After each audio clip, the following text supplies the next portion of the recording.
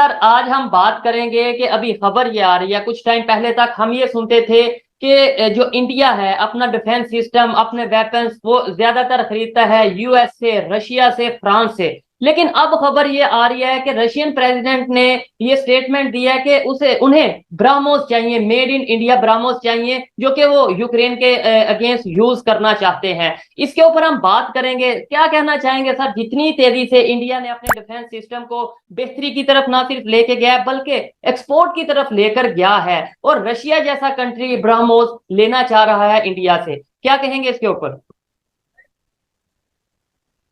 देखिए, ये एक पॉजिटिव साइन है। हमारा एक टैक्टिकल शिफ्ट हुआ था, जिसका सॉरी टेक्टोनिक शिफ्ट हुआ था, जब हमने अपनी डिफेंस पॉलिसी को from import based to export based या एक्सपोर्ट ओरिएंटेड बनाने की कोशिश की थी।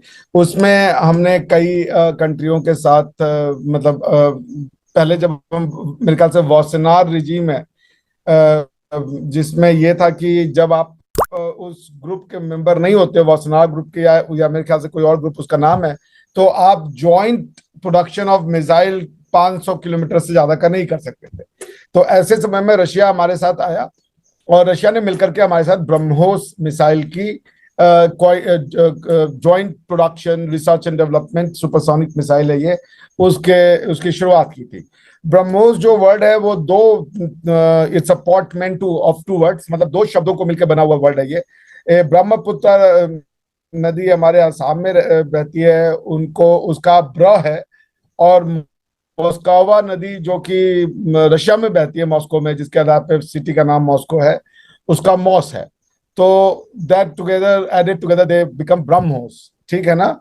सो that means India and Russia coming together.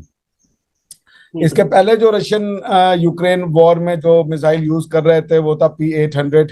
अब वो उसकी जगह चाहते हैं कि ये ब्रह्मोस मिसाइल पुतिन चाहते हैं कि हम वो यूज करें। उसकी प्रिसीजन ज्यादा है, चूंकि ये जॉइंटली डेवलप्ड प्रोडक्शन है बिटवीन इंडिया एंड रशिया, तो वो चाहते हैं कि वो उनको मिल जाए और हम भी उसको सेल करना चाहते हैं। थोड़ा सा यूरोपियन सैंक्शंस और यूरोपियन पॉलिसी को देखना पड़ेगा हम दोनों लोगों को कि क्या हो रहा है, उसमें क्या उसके कॉन्सिक्वेंसेज हो सकते हैं, बिकॉज अल्टीमेटली ये मिसाइल तो यूरोप पे यूज होंगे। तो जैसे जब हम कोई भी हथियार पाकिस्तान को भेजता है, तो हम ये कंडीशन उसमें ये देखना चाहते हैं कि क्या वो हमारे ऊपर यूज हो रहे हैं। अगर आप वो वेपन पाकिस्तान को भेजते हैं जो हमारे ऊपर यूज होने वाले हैं, तो हम उस कंट्री पे ये दबाव डालते हैं कि आप पाकिस्तान के साथ ये ट्रेड ना करें, क्योंकि अल्टीमेटली ये आना हमारे ऊपर है, बिकॉज पाकिस्तान की मिसाइल का कोई और पर्पज तो है नहीं।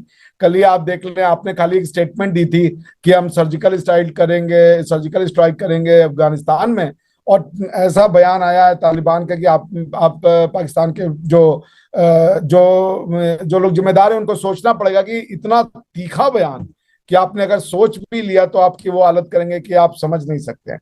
तो वो आपको सोचना पड़ेगा कि कैसे तालिबान को टैकल करें। तो खैर, हम भी वही चाहते हैं कि हमारा कोई ऐसा कॉन्सिक्वेंस ना हो जाए कि यूरोप को बुरा लगे, क्योंकि अल्टीमेटली फायर तो ये यूक्रेन पे होनी है, और यूक्रेन एक यूरोपियन टेरिटरी है।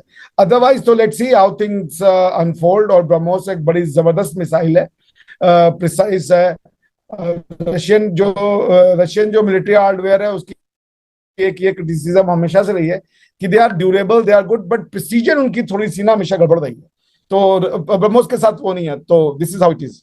सर मैं इसमें ये कहना चाहूंगा, आपने अफगानिस्तान का जिक्र किया, अफगानिस्तान और पाकिस्तान के जो इस टाइम रिलेशन है, कॉन्फ्लिक्ट चल रहे हैं, उसके ऊपर भी आएंगे। लेकिन इस टाइम पे जो रशिया यूक्रेन की वार है, कॉन्फ्लिक्ट है, उसमें इस टाइम पे इंडिया का क्या इंपॉर्टेंस है? और आने वाले टाइम में लेट्स सपोज अगर ब्रह्मोस वो रशिया को देते हैं, लेट्स सपोज, तो क्या कंडीशंस होगी? क्या ये कहा जाएगा कि आप इस तरीके से यूज कर सकते हैं, नहीं यूज कर सकते?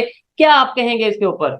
देखिए, मेरा मानना यह है कि ठीक है, अब कई बार आपको ना रियल पॉलिटिक्स का सामना करना पड़ता है। जो रशिया कर रहा है यूक्रेन में, हम उससे प्रिंसिपली सपोर्ट नहीं करते हैं, क्योंकि आपने एक सॉवरेन कंट्री का टेरिटरी ब्रीच कर दिया है, वो नहीं होना चाहिए था आपके साथ।